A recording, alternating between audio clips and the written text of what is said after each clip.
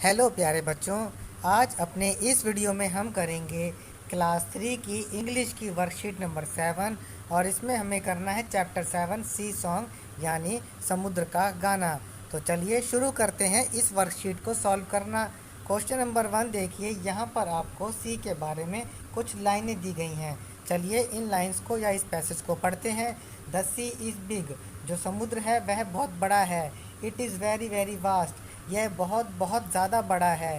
C is full of shells and fish, समुद्र जो है वह मछलियों और सीपियों से भरा हुआ है।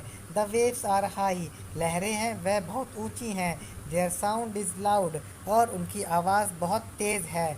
We can travel the sea in a ship, और हम समुद्र में जहाज़ के द्वारा यात्रा कर सकते हैं। अब आपने जो ये लाइंस पढ़ी हैं इनके बेसिस पर यानी इनके आधार पर आपको बताना है कि ये लाइंस हैं सही हैं या गलत हैं। तो गलत लाइनों को फॉल्स लिखना है और सही लाइनों को ट्रू लिखना है। तो चलिए करते हैं इस ट्रू एंड फॉल्स को। The sea is small and tiny, समुद्र छोटा है, तो यह वाक्य गलत है यानी फॉल्स है। सेकंड देखिए, we can travel the sea in अ बस, हम समुद्र में बस के द्वारा यात्रा कर सकते हैं, यह गलत यानी फॉल्स है।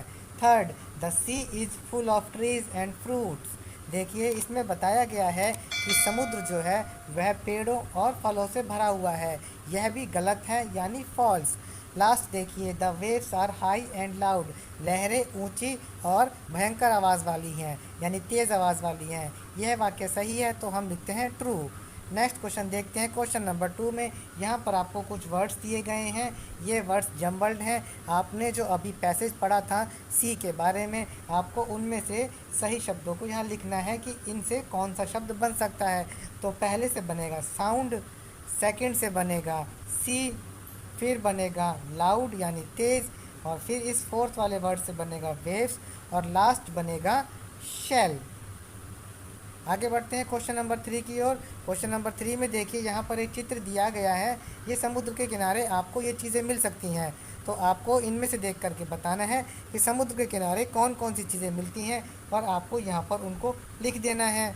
तो देखिए जैसे बताया गया, सैंड यानी रेत, ट्रीज यानी पेड़, और क्या मिल सकते हैं देखने को, सन यानी सूरज, वेव्स यानी लहरें, फिश यानी मछली, क्रैब यानी केकड़ा, बोट यानी नाव, और शेल यानी सीपियाँ।